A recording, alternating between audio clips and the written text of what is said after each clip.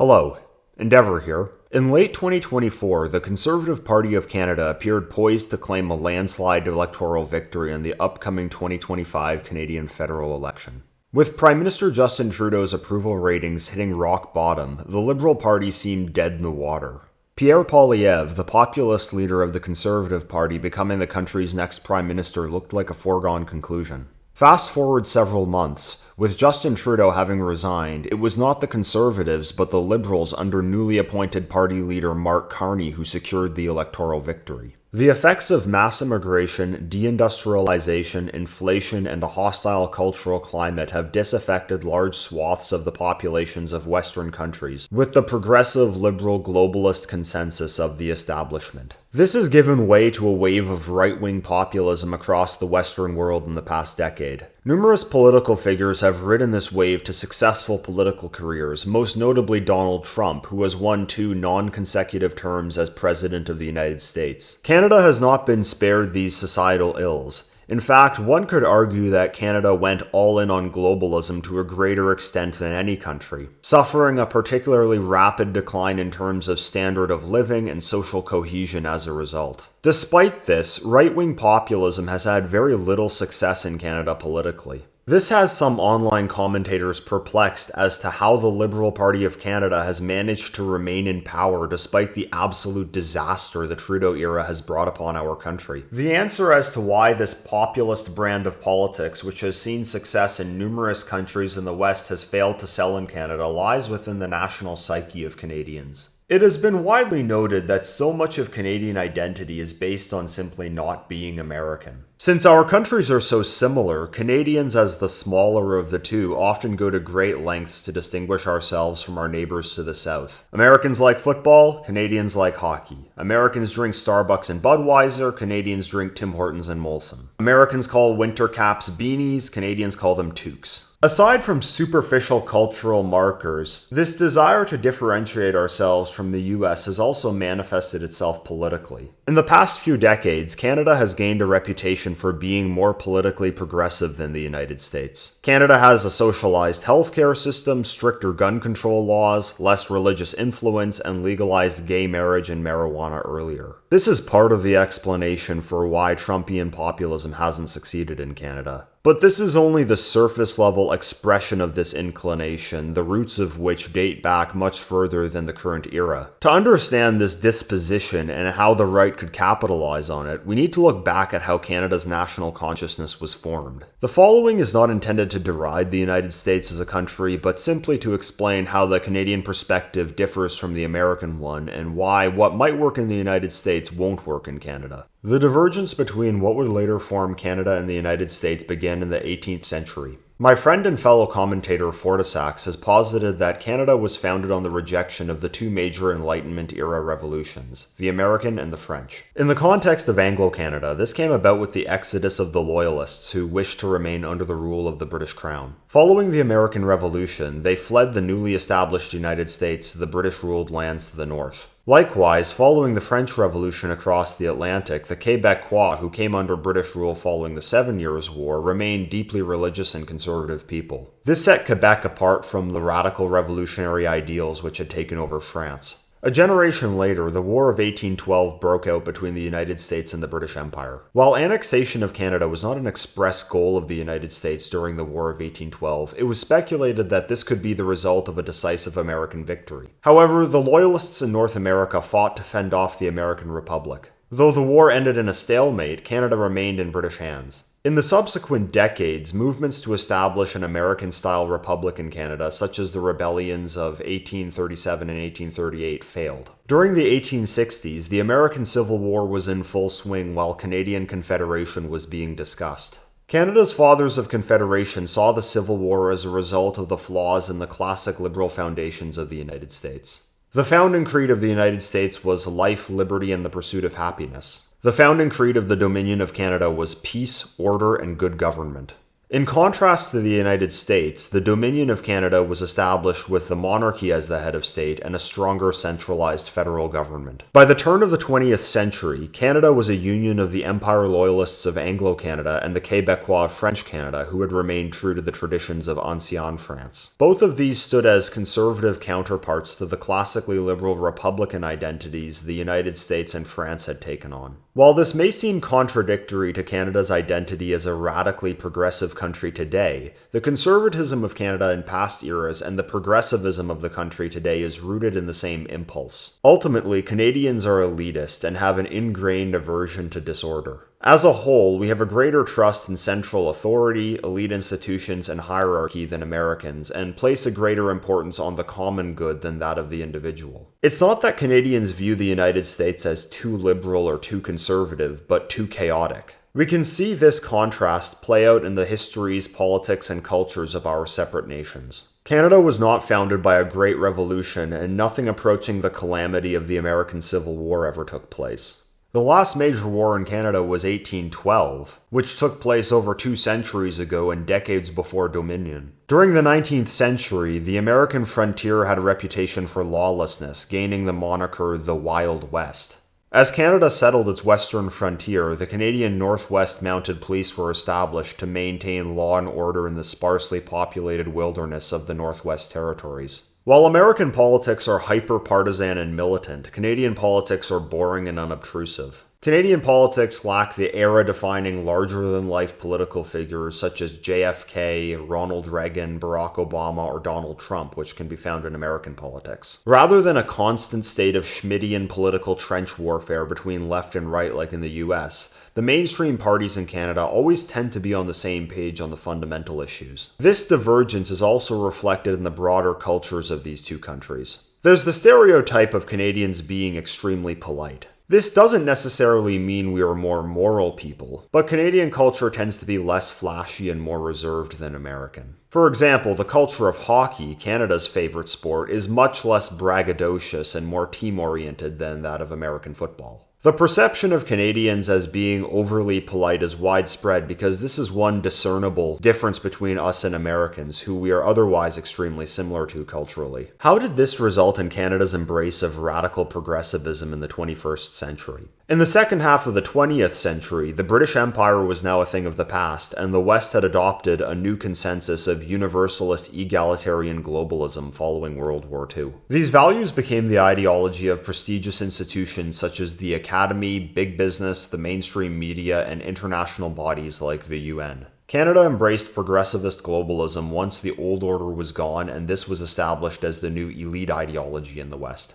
The sharp left-right divide in American politics has pitted Blue America, the progressive liberals of the professional managerial class located in cosmopolitan cities, against Red America, the conservative and religious white working class of the American heartland. While Canadian anti-Americanism has taken on the form of left-liberal civic nationalism in this era, the impetus behind this is a desire to take the side with a greater degree of status, who Canadians trust to maintain order.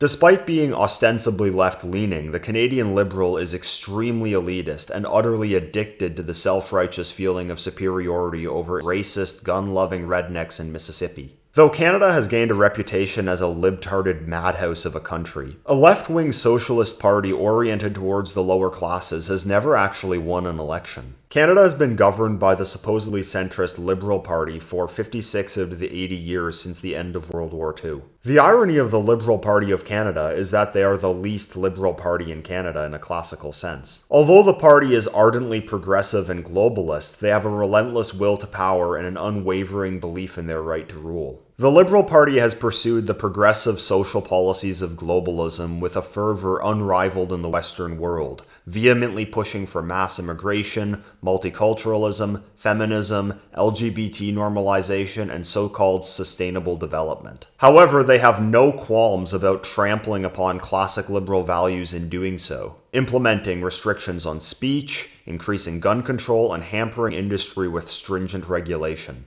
In addition, they have fostered a hyper-moralistic culture of zealotry behind their ideology, silencing potential opponents through fear of ostracization, and totally disregarded public opinion in pursuit of this agenda. There is no better example of the true nature of the Liberal Party than their response to the pandemic. For more than 2 years, the Liberal government enacted some of the most punishingly restrictive pandemic policies in the world, with zero regard to the enormous opportunity cost and economic loss and psychological damage that entailed. This was the action plan set out by prestigious international organizations, and they followed it with fanaticism. The Liberals even went so far as to invoke the Emergencies Act, legislation designed for times of war, to crack down on the 2022 Canadian truckers' protest, a movement which sprung up in opposition to their pandemic policies. This elitist tendency in the Canadian psyche naturally puts Canada at odds with Trumpian populism. The ethos of the MAGA movement is a revolt of the disillusioned working class of Middle America against the out-of-touch elite class, giving a middle finger to the system as a whole.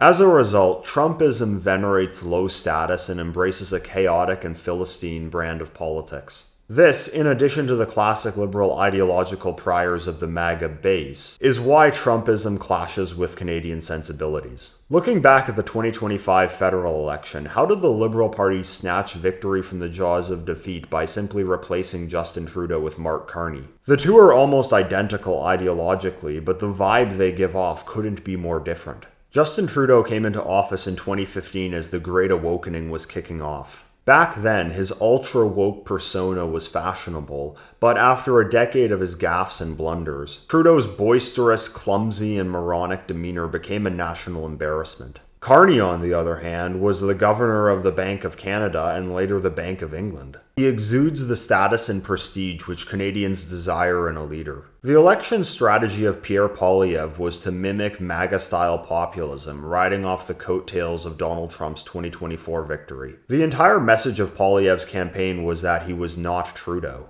This may have given him an early lead due to Trudeau's abysmal approval ratings, but once Trudeau was no longer in the picture, Poilievre's Americanized populist aesthetic fell flat.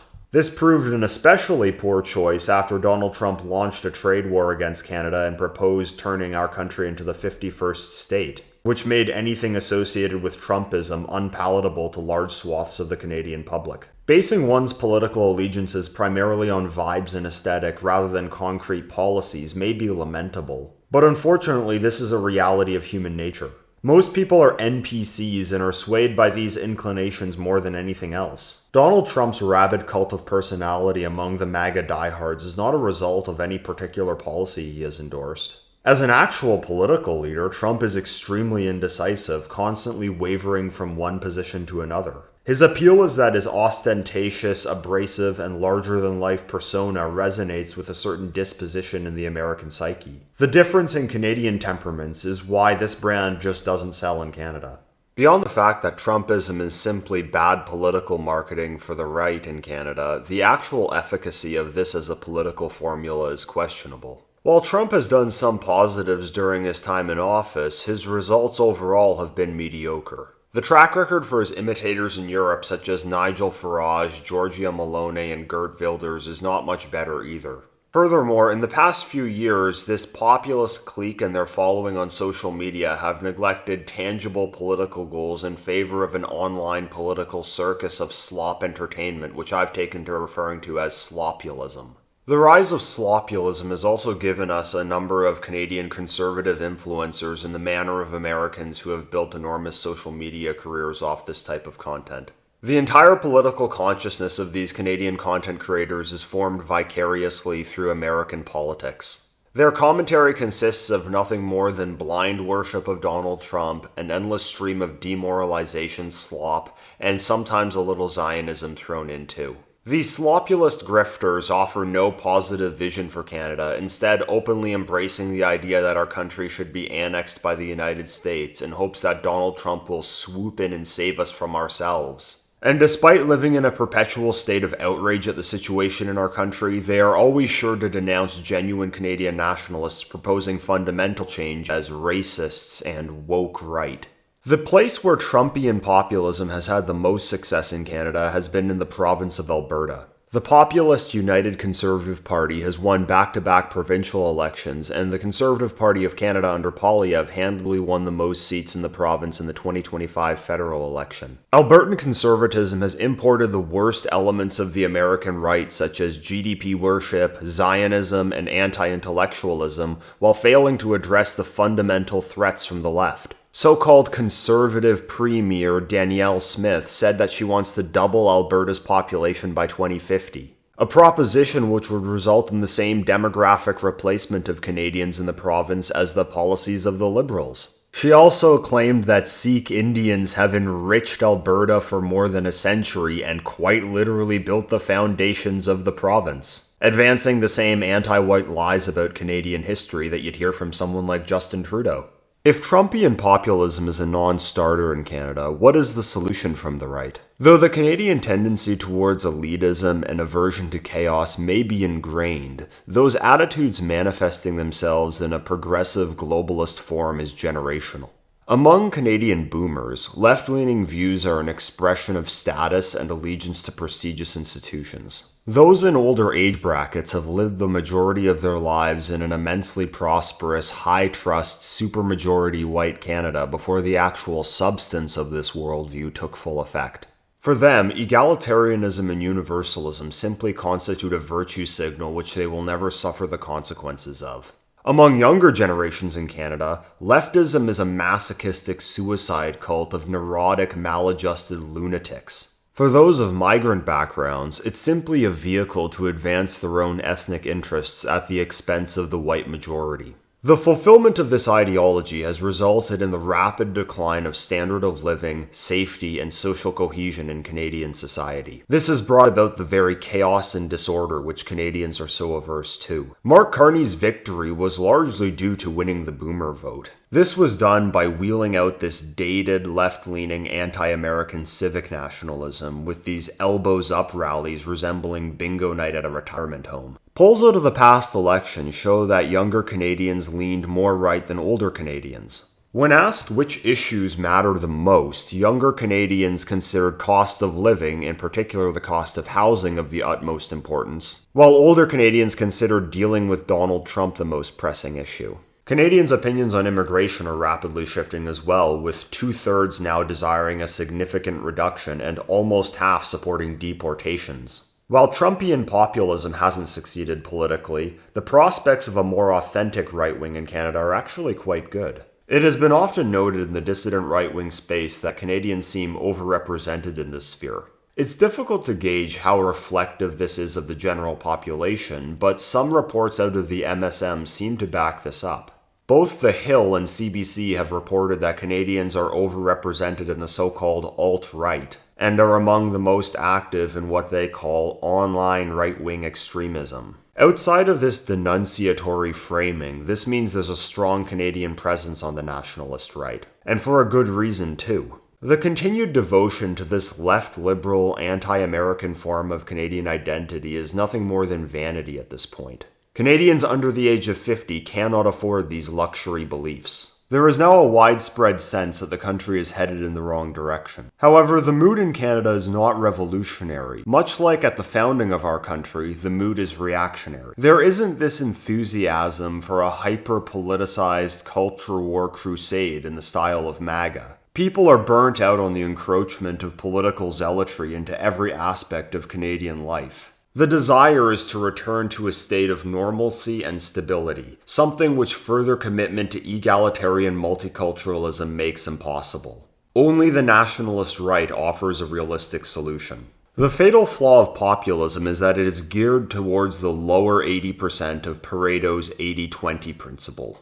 The right in Canada needs to target the top 20% of that divide. Any political movement which hopes to succeed must appeal to those of stature, especially in a country which values status and prestige as much as Canada. A sloppulist political clown show targeted at the base emotions of a 90 IQ social media audience is not going to do that. The message should be one which appeals to an elite audience of competent individuals. And what would that message be? High-status individuals don't want disorder which threatens their position of prominence. The promise of the right shouldn't be a fervorous demolition of polite society. Canadians prefer stability and won't buy into a political formula which threatens to exasperate the current state of chaos with even more chaos. Rather, the selling point should be a return to the state of societal composure and accord which Canadian sensibilities are inclined towards. In other words, the promise which will win Canadians over to the right will be the restoration of peace, order, and good government. Before I finish this video, I want to say that I have found the development of a Canadian-centric scene on the nationalist right in recent years very promising. If there is one organization which I feel best represents the message advocated in this video, it's the Dominion Society of Canada. I have become a member myself, and I would encourage my fellow Canadians to consider doing the same. I'll provide a link to their website down below. If you enjoyed this video, please like, share, and subscribe. You can follow me on X or Telegram, and you can also subscribe to me on Substack, where I publish exclusive content. If you'd like to support the channel with a donation, Substack will be the place to do that. All links are down below. Thank you for listening. Till next time, endeavor.